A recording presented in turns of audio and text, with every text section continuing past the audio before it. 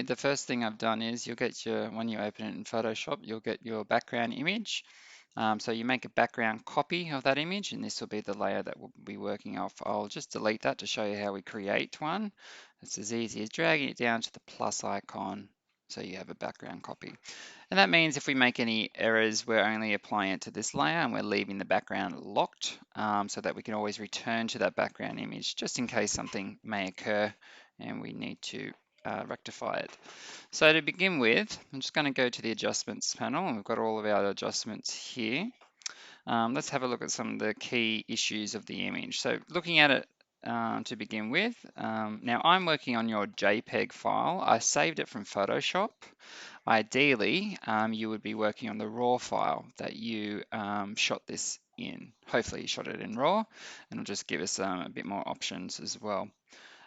So if you do happen to see any sort of banding or artifacts form, just know that's because I'm working on your small JPEG file that I got off of Facebook, but hopefully you would use your RAW file instead.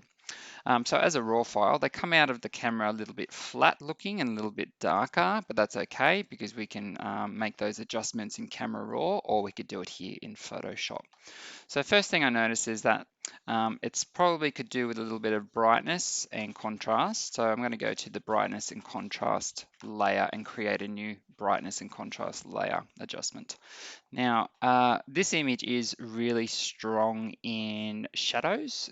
So there's silhouetted, and if I look down here at the bottom, this is all silhouetted and quite black, and the mountainside is quite black as well. I'd probably say that with this image, usually I would say that you get all the detail in the blacks, you want to bring them all out, and you want to bring out all the details in the highlights. But because this is a silhouette and we're playing on that blackness against the colorful sky, we're going to keep those blacks quite black and bring out all the color instead to really emphasize the silhouette of that mountain range and these reeds here in the grass. And we'll also have a look at some of the sky as well. So I'm just going to do a little bit of a brightness adjustment on it, just to make it a bit brighter. And I'm just going to bring up the contrast as well, but I'm not going to bring up the contrast quite high. I'm going to do that later with a curves level. So made our brightness a little bit brighter there. That's looking better. Now look at the image as a whole, not just the certain sections of it, because remember, we can use layer mask to focus in on certain sections. So if I turn that on and off with the eyeball, I can see that the brightness overall looks good, but there is a problem area, and that's right in the center of this image here. So even though I've increased the brightness for everything else, this here in the middle still looks a little bit too blown out and bright. Luckily, we can use the layer mask here to reduce that and bring out the detail more so that we see when I switch it off like that. So working on your layer mask, remember we use a black paintbrush. So I've got black here, I've got my brush here. Make sure I've got this highlighted. Gonna make my brush tool a little bit bigger so I can see it. My brush tool comes up at all. Oh, still can't see it. Whoop, too big.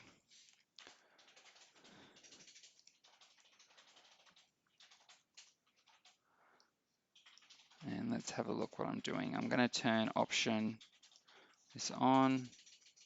Okay, so the brush size looks good. So we're just going to brush out, and you can see I'm bringing back some of that detail. Remember, you can turn the opacity down of your brush. It doesn't have to be very strong.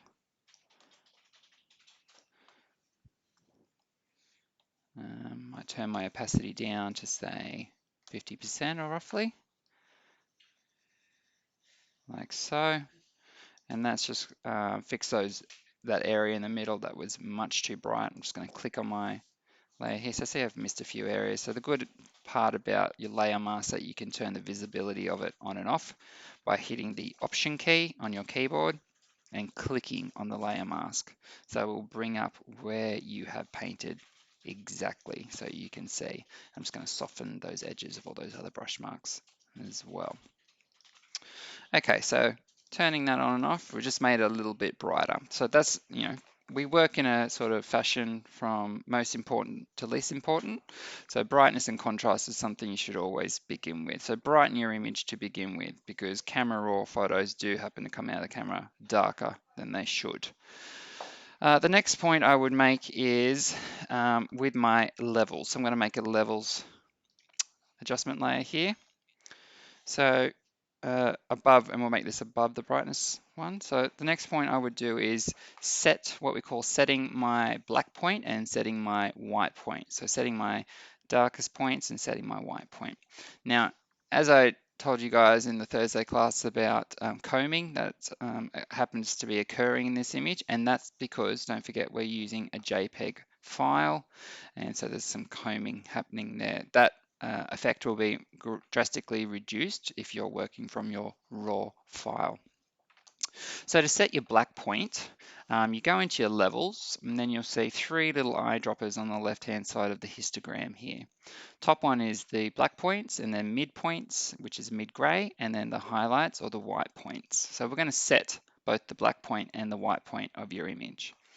To do that, you click on your black eyedropper tool, and then on the sliding scale here of the dark point, the mid-gray and the white point, hold in the Option key on your keyboard, and you'll notice that when I click on the black point, the image goes white like that.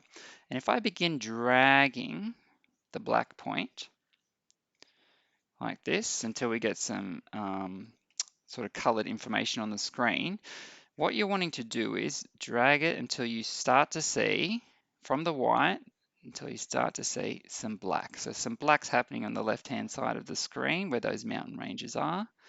And then release your mouse. You'll see it comes back to this your image. And when I bring the mouse to, if I'm still holding in the Option key, if I bring the eyedropper to the image, I'm going to click on the darkest point and release. And that's just set our black point. So that's just setting, you're telling the software what you want your blackest point to be. Okay, and then you do the same with your white points. So I'm going to click on the white eyedropper tool, holding the Option key. I'm going to click on the white slider, and you can see it goes black, and then you're wanting to drag it until you start to see some yellows. So some yellows happening in there. If I let go of the mouse, the image comes back. If I'm still holding the Option key, you can see it brings it back in, and you can click on those yellows and release. Okay, so we've set our brightest white point and our brightest dark point. Okay, so now we have set those points, we can go ahead and do some further editing as well. So a good way to work with image like this that is strongly contrast is to make sure that contrast is quite set, and we do that with a curves adjustment layer. So see how I'm working in this fashion as well. So I've gone from brightness, I've gone to levels, and now I'm going to curves. So those are laid out in that order because you should be working in this sort of order of making adjustments. If you click on the curves layer, I think I've told you guys before that it's a good idea to put what we call a slight S in the curve. So you have the histogram here with a diagonal line going through it. We want to make a S shape with that diagonal line. You usually make the S shape within the first 4 squares of this histogram with the diagonal line. So somewhere around here is good. I'm just going to drag that down slightly for the darkest points. And then in the exact same square point at the top, I'm going to drag that up slightly. Okay, so that's just made some contrast. I'll just turn that on and off for you. So see how we've got when we did our adjustments with these other ones, it's made it a bit too bright and the contrast was sort of lost. So now we're just bringing that contrast back in. And you can see already that the sky is looking much more dramatic, especially with the clouds here. If I turn that on, you can see that this color is looking a lot better against those dark clouds. Again, because we've adjusted the contrast, this image is looking a little bit too blown out, but we can do the exact same as we did with this adjustment, this masking layer here. We can paint on this layer here to bring that back. So I'm going to go ahead and paint that back with my brush. Might actually turn my flow up and my opacity up. Good. And just paint some of that brightness back away because it was just getting a little bit too bright.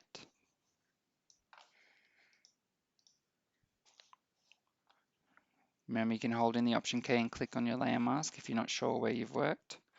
Turn your opacity down. Just soften those edges as well. Click the Option key to bring it back. Okay, good. All right, so now let's have a little bit. The image you've shot here was about capturing the colors of the sky. So let's have a little look at the colors in this image. We want to work. So we're still working that top layer, top row of adjustment layers, and you see the last one there is vibrance. So let's click on vibrance. Now you have to be a little bit careful with vibrance and saturation. You don't want to overdo it, but because this image does have some really beautiful colors in it and it's looking a little bit flat at the moment, we want to make that quite visible. So I'm going to increase the vibrance, and I'm always looking at the image as I'm doing this. I don't look at the slider. And I want to punch up some of those colors.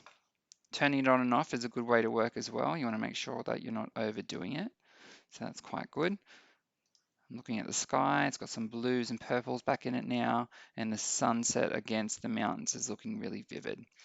You can use saturation to increase the colors of the intensity of those colors as well. So again, you want to be not too heavy-handed with the saturation. You don't want to be anything like this because that just looks incredibly over-edited and yellow and not at all natural. But you do want to emphasize the colors that you've captured in there. So I've just put it to, what did I end up there? So see, I don't really look at the sliders. I always look at the image when I'm changing the slider. And I ended up at about the 15 mark, I think it was before. So I'll put it there and then give that a switch on and off. So that's off. And so we switch that back on and that's looking quite good. So we've really got some emphasis on that orange and yellows coming through the clouds. So you see when you punch up the colors with vibrance, particularly for an image like this where there's darkness, all these clouds, all these dark clouds against this vibrant sky, when you punch up the vibrance and the saturation, it really makes the distinction between those darkest and colorful sections.